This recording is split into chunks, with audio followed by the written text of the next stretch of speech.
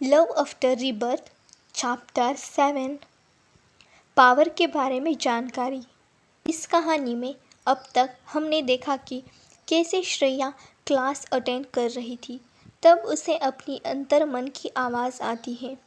पहले तो उसे कुछ समझ नहीं आता, बाद में पता चलता है कि ये इसके अंतर शक्ति की आवाज़ है, जो कि उसके रीबर्थ के साथ ही उसे कुछ शक्तियाँ मिली थी, पर उसके कमज़ोर होने के कारण उसे इस बात का पता नहीं चला। कल जब वो शिव सिंघानिया की जान बचाई थी, तो वो पावर फिर से जागृत हो गई थी नेक काम करने से, और अब वो फिट भी थी। उसकी शक्तियाँ अभी सिर्फ स्टार्टिंग लेवल पर थी, उसे वो 7 लेवल तक लाना था। उसकी जानकारी भी उसे उसकी आत्मशक्ति ने दी थी कि ये सब कैसे करना है। साथ में ये भी बताया था कि ये किसी को पता नहीं चलना चाहिए कि उसके पास पावर है, नहीं तो वो बहुत बड़ी मुसीबत में फंस सकती है।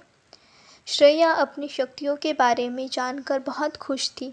क्लास खत्म होने के बाद वो अपने घर चली जाती है। शिव ने अपने असिस्टेंट राघव से श्रेया के बारे में जानकारी मांगी थी, जिसके बाद उसके असिस्टेंट ने श्रेया की जानकारी लाकर शिव को दी थी। शिव को अब श्रेया के बारे में सारी जानकारी मिल चुकी थी और वो उसे अपना बनाना चाहता है। उसे उससे पहली नज़र का प्यार हो गया था। अब आगे श्रेया घर पहुंचकर जल्दी से अपने रूम में चली जाती है। उसकी मॉम अब तक घर नहीं आई थी, वो ऑफिस में ही थी। श्रेया जाते वक्त नैनी को बताकर जाती है कि उसे कोई परेशान न करे। नैनी भी हाँ बोल देती है। उन्हें भी पता था श्रेया का 12th बोर्ड एग्ज़ाम नज़दीक आ रहा है, उसे पढ़ना होगा। श्रेया रूम जाकर जल्दी से फ्रेश हो जाती है और बेड पर आकर बैठ जाती है, और जैसे आत्मशक्ति का लेवल बढ़ाने के बारे में उसे उसकी आत्मशक्ति ने बताया था, वो सब ट्राई करने लगती है स्टेप बाय स्टेप। 2 घंटे बाद श्रेया अपनी आंखें खोलती है। उसे उसका शरीर बहुत हल्का लगता है और उसे फ्रेश महसूस हो रहा था। उसके शरीर में पॉजिटिव एनर्जी का फ्लो हो रहा था, जिसका आभास उसको हो रहा था। अब वो देखना चाहती थी कि उसमें अभी कौन कौन सी शक्तियाँ मिली हैं, पर कैसे करे उसे ये समझ नहीं आ रहा था। वो बहुत ट्राई करती है, पर कुछ हो ही नहीं रहा था। वो थक जाती है ट्राई करते करते, वही बेड पर बैठ जाती है। थोड़ी देर अपने दिमाग को शांत करके शांति से सोचती है कि उसे उस शक्ति ने क्या बताया था। तब उसे याद आता है कि उसे जो भी काम करना है उस पर पूरा कंसंट्रेट करना होगा।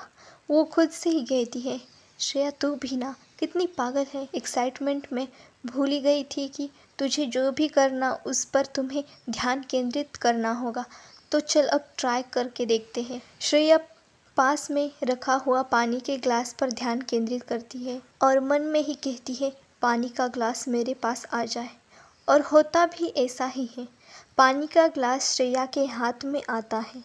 श्रेया खुशी से वो पानी पीती है। आखिर इतनी कोशिश करके थक जो गई थी।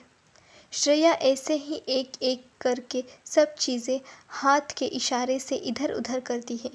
श्रेया कहती है, वाह, अब मुझे अपनी एक शक्ति के बारे में तो पता चल गया, दूसरी कौन सी होगी? वैसे जो भी हो आगे पता चल जाएगी।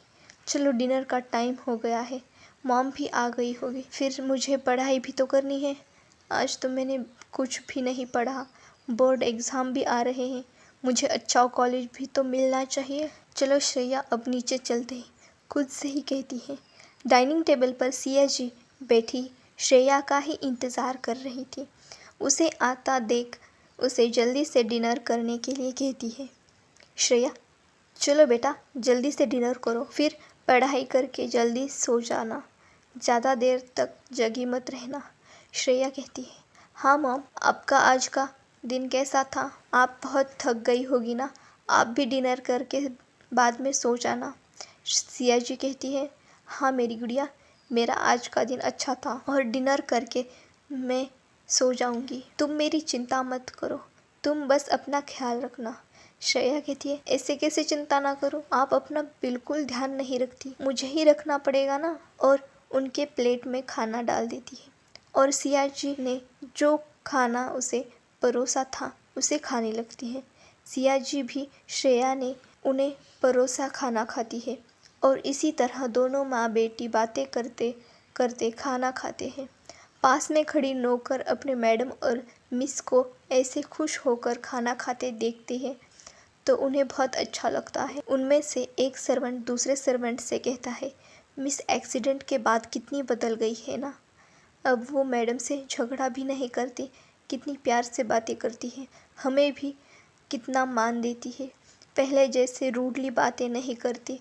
हमको तो ये मिस अच्छी लगती है पहले वाले से। दूसरा सर्वेंट कहता है, हाँ तुम बिल्कुल ठीक कह रहे हो, मिस अब बहुत बदल गई है।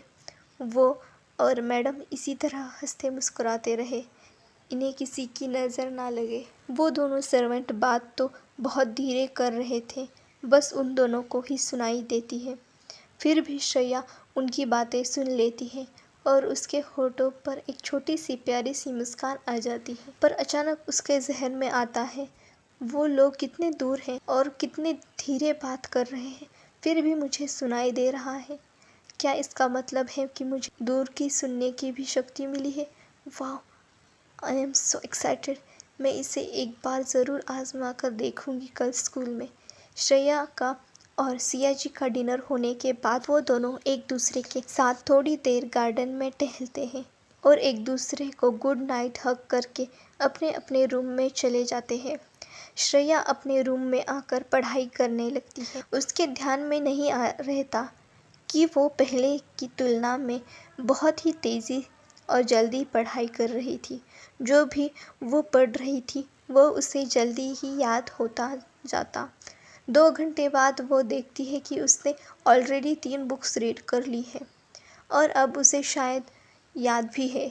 तब उसे पता चलता है कि उसे फ़ोटोग्राफिक मेमोरी भी मिली है। वो आसानी से कोई भी चैप्टर बुक में एक बार रीड करने के बाद भी याद रख सकती है।